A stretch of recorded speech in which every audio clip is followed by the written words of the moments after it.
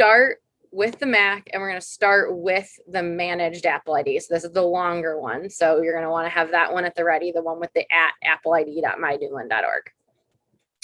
So let me share my screen. Perfect. All right. So to sign in to your iCloud account, so what we're going to do is we're going to open system preferences. So that's the kind of gray little cog wheel. And then what you're going to want to do is it probably says like sign in up here at the top with Apple ID. And if you want to verify that it's the correct one, you can click on, if it is already signed in, you'll just want to make sure that it's signed in at appleid.mydoodlin.org.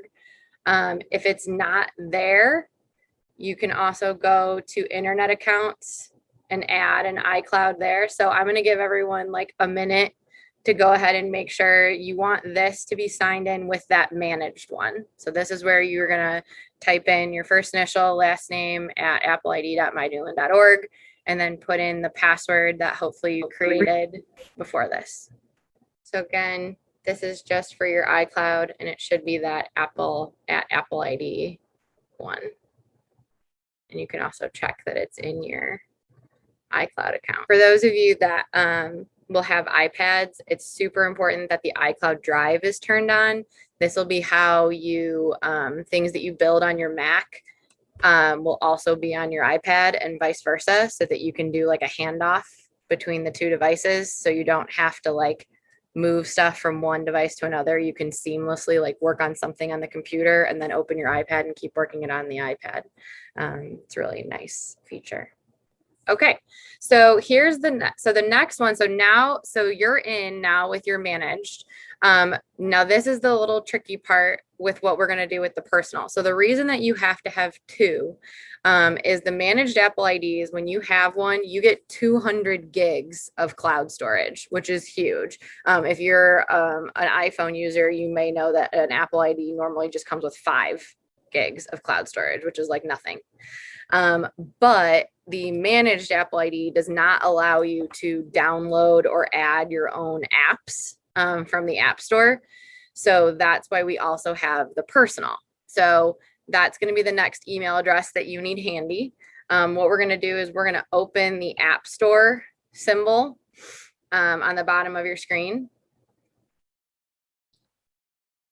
Now it may show when you open this that you're already signed in here, but it may be signed in to the managed Apple ID and we need to switch it to the personal one. So if it's not signed in and it just says sign in there, go ahead and click sign in and then sign in with that personal one.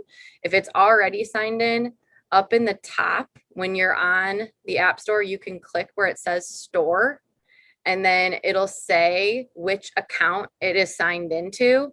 If it says the @Apple ID one, then you want to click sign out.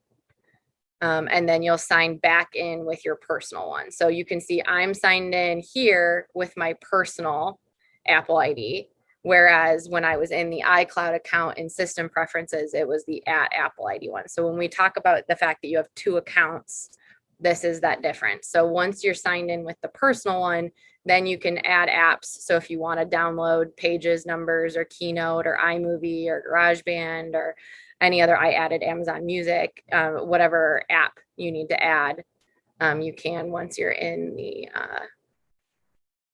App Store. At this point, if you do not have an iPad, you can say ta-ta. I'm going to switch to now sharing my iPad screen. So all right, can you guys see my iPad? Okay, so this is essentially the same process. We're going to start with the managed Apple ID. So we're going to switch back to that @appleid.mydoodlin.org one. We're going to open the settings app. And then in the top left corner, you're going to tap where it says sign into your iPad. And here we're going to type that Apple ID in.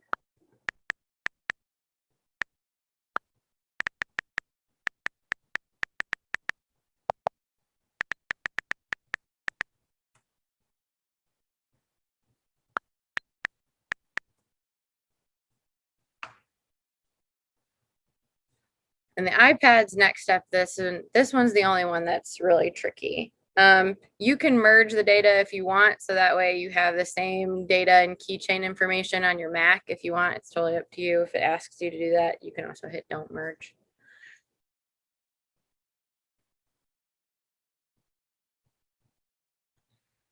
So once it's signed in, at the top of the screen, you should see where it says the name, and then underneath the name, it'll say the first initial last name at appleid.mydoolin.org. Once you're in with that, the next thing that we have to do is sign into the iPad's app store with your personal Apple ID. So this one has a couple of extra tricky steps. So I'm going to make sure everybody's got this first part done before I go to the next part. Okay. So this one's the tricky part. So what we're going to tap on is where it says media and purchases, and it should say off. But when you tap on it, this little pop-up dialog box should pop up. And I know this sounds weird, but you're actually going to tap where it says not whatever your name is. So don't hit continue, don't hit cancel. You're actually going to tap where it says not and then your name. So I'm going to tap where it says not Millie.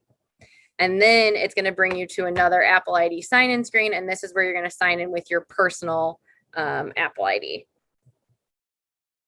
So this should be like your at Gmail or Yahoo or whatever you've decided to use.